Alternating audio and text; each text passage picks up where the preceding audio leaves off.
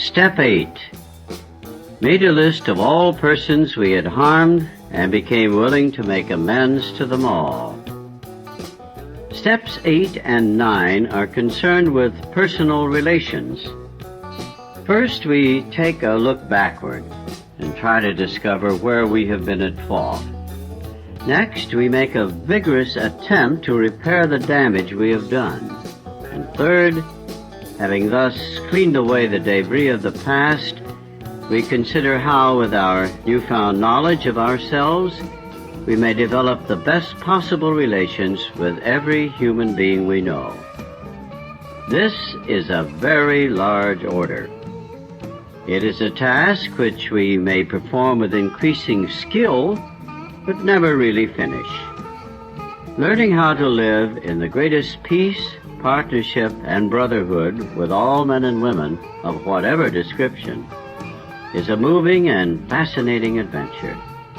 Every AA has found that he can make little headway in this new adventure of living until he first backtracks and really makes an accurate and unsparing survey of the human wreckage he has left in his wake. To a degree, he has already done this when taking moral inventory, but now the time has come when he ought to redouble his efforts to see how many people he has hurt and in what ways. This reopening of emotional wounds, some old, some perhaps forgotten, and some still painfully festering, will at first look like a purposeless and pointless piece of surgery. But if a willing start is made, then the great advantages of doing this will so quickly reveal themselves that the pain will be lessened as one obstacle after another melts away. These obstacles, however, are very real. The first, and one of the most difficult, has to do with forgiveness. The moment we ponder a twisted or broken relationship with another person, our emotions go on the defensive. To escape looking at the wrongs we have done another, we resentfully focus on the wrong he has done us. This is especially true if he has, in fact, behaved badly at all. Triumphantly, we seize upon his misbehavior as the perfect excuse for minimizing or forgetting our own. Right here, we need to fetch ourselves up sharply. It doesn't make much sense when a real tosspot calls a kettle black. Let's remember that alcoholics are not the only ones bedeviled by sick emotions. Moreover, it is usually a fact that our behavior when drinking has aggravated the defects of others.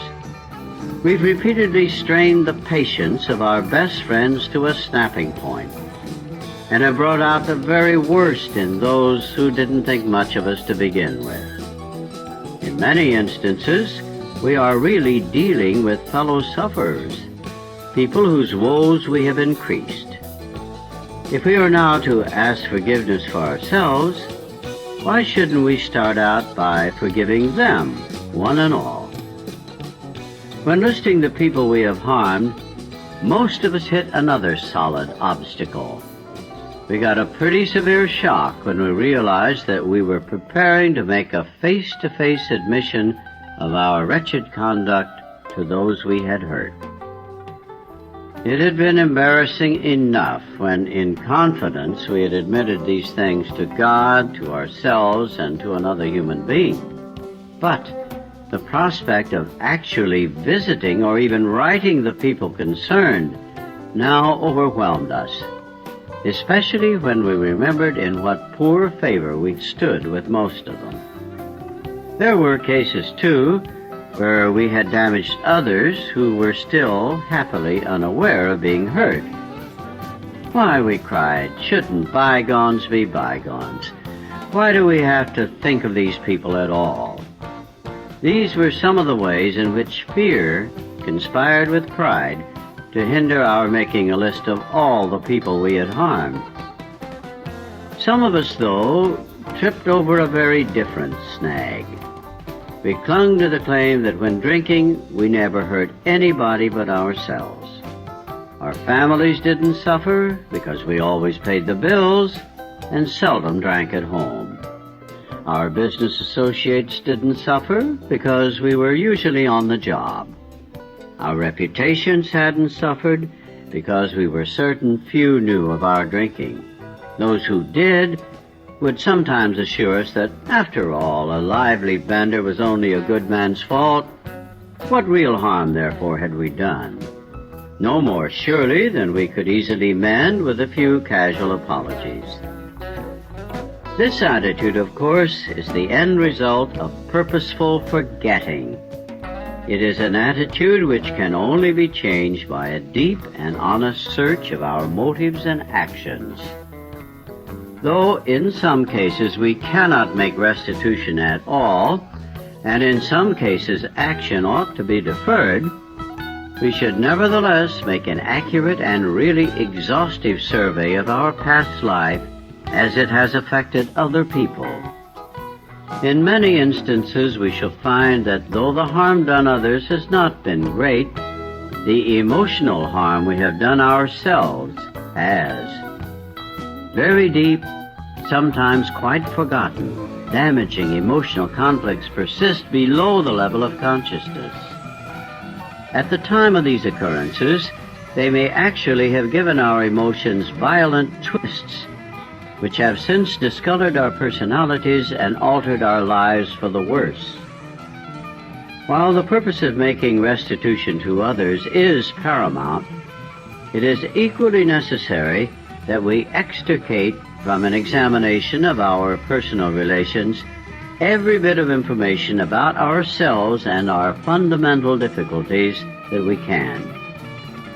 Since defective relations with other human beings have nearly always been the immediate cause of our woes, including our alcoholism, no field of investigation could yield more satisfying and valuable rewards than this one. Calm, thoughtful reflection upon personal relations can deepen our insight.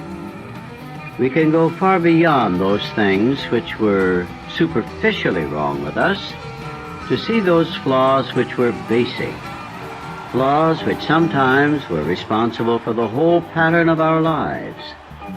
Thoroughness, we have found, will pay, and pay handsomely. We might next ask ourselves what we mean when we say that we have harmed other people. What kinds of harm do people do one another anyway? To define the word harm in a practical way, we might call it the result of instincts in collision, which cause physical, mental, emotional, or spiritual damage to people. If our tempers are consistently bad, we arouse anger in others.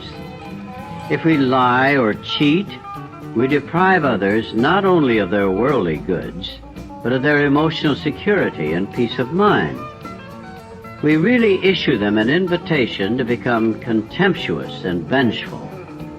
If our sex conduct is selfish, we may excite jealousy, misery, and a strong desire to retaliate in kind. Such gross misbehavior is not by any means a full catalog of the harms we do. Let us think of some of the subtler ones, which can sometimes be quite as damaging. Suppose that in our family lives we happen to be miserly, irresponsible, callous, or cold. Suppose that we are irritable, critical, impatient, and humorless. Suppose we lavish attention upon one member of the family and neglect the others. What happens when we try to dominate the whole family, either by a rule of iron or by a constant outpouring of minute directions for just how their lives should be lived from hour to hour? What happens when we wallow in depression, self-pity oozing from every pore, and inflict that upon those about us? Such a roster of harms done others, the kind that make daily living with us as practicing alcoholics difficult and often unbearable, could be extended almost indefinitely. When we take such personality traits as these into shop, office, and the society of our fellows, they can do damage almost as extensive as that we have caused at home.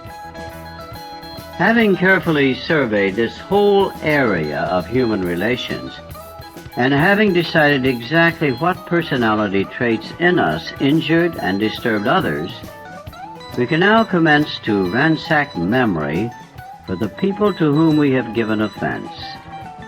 To put a finger on the nearby and most deeply damaged ones shouldn't be hard to do.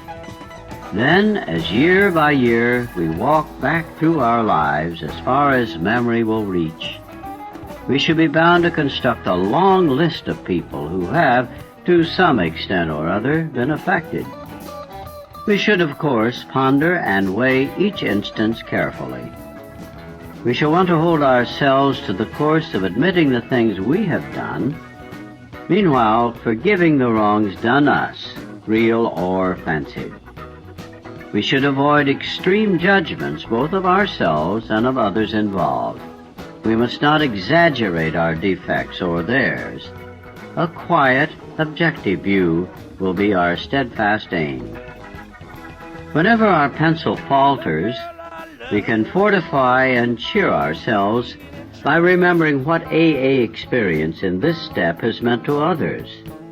It is the beginning of the end of isolation from our fellows and from God.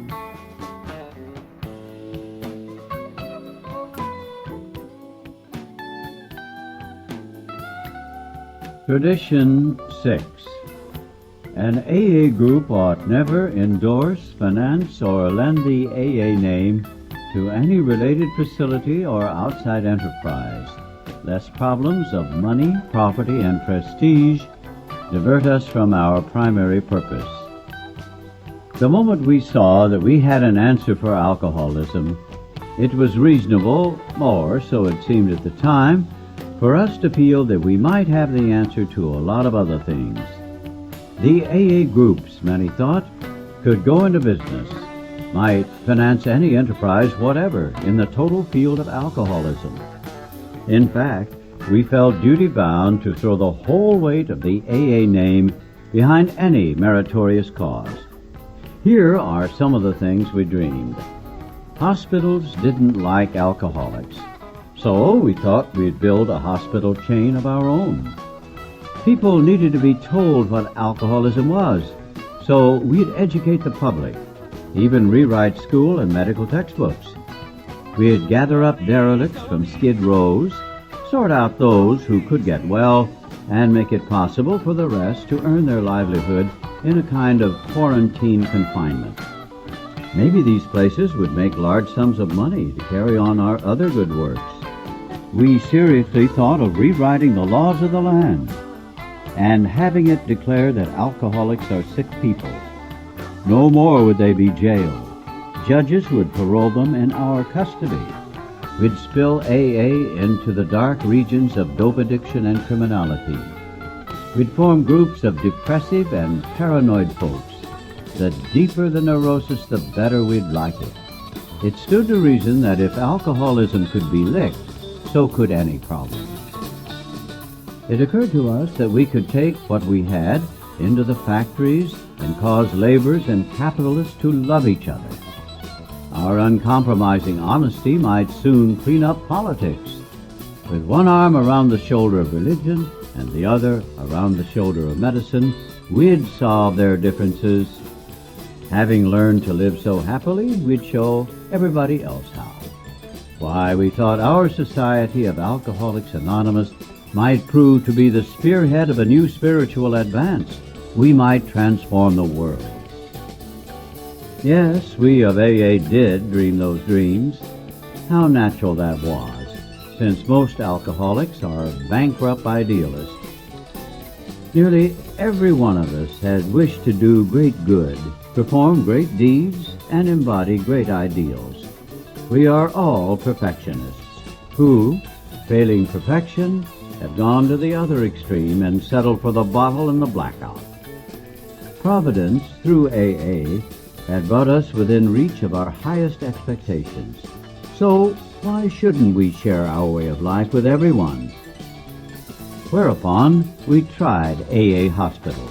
They all bogged down because you cannot put an AA group into business. Too many busybody cooks spoil the broth. AA groups had their fling at education, and when they began to publicly whoop up the merits of this or that brand, people became confused. Did AA fix drunks, or was it an educational project? Was AA spiritual, or was it medical? Was it a reform movement? In consternation, we saw ourselves getting married to all kinds of enterprises, some good and some not so good. Watching alcoholics committed willy-nilly to prisons or asylums, we began to cry, there ought to be a law. AAs commenced to thump tables in legislative committee rooms and agitated for legal reform. That made good newspaper copy, but little else. We saw we'd soon be mired in politics. Even inside AA, we found it imperative to remove the AA name from clubs and 12-step houses. These adventures implanted a deep-rooted conviction that in no circumstances could we endorse any related enterprise, no matter how good. We of Alcoholics Anonymous could not be all things to all men, nor should we try. Years ago, this principle of no endorsement was put to a vital test. Some of the great distilling companies proposed to go into the field of alcohol education. It would be a good thing, they believed, for the liquor trade to show a sense of public responsibility. They wanted to say that liquor should be enjoyed, not misused. Hard drinkers ought to slow down, and problem drinkers, alcoholics, should not drink at all. In one of their trade associations, the question arose of just how this campaign should be handled. Of course, they would use the resources of radio, press, and films to make their point, but what kind of person should head the job? They immediately thought of Alcoholics Anonymous. If they could find a good public relations man in our ranks, why wouldn't he be ideal? He'd certainly know the problem. His connection with AA would be valuable because the fellowship stood high in public favor and hadn't an enemy in the world. Soon they spotted their man, and AA with the necessary experience. Straightway he appeared at New York's AA headquarters asking, "Is there anything in our tradition that suggests I shouldn't take a job like this one? The kind of education seems good to me, and it's not too controversial. Do you headquarters folks see any bugs in it?" At first glance, it did look like a good thing. Then doubt crept in. The association wanted to use our member's full name in all its advertising. He was to be described both as its director of publicity and as a member of Alcoholics Anonymous. Of course, there couldn't be the slightest objection if such an association hired an AA member solely because of his public relations ability and his knowledge of alcoholism. But that wasn't the whole story.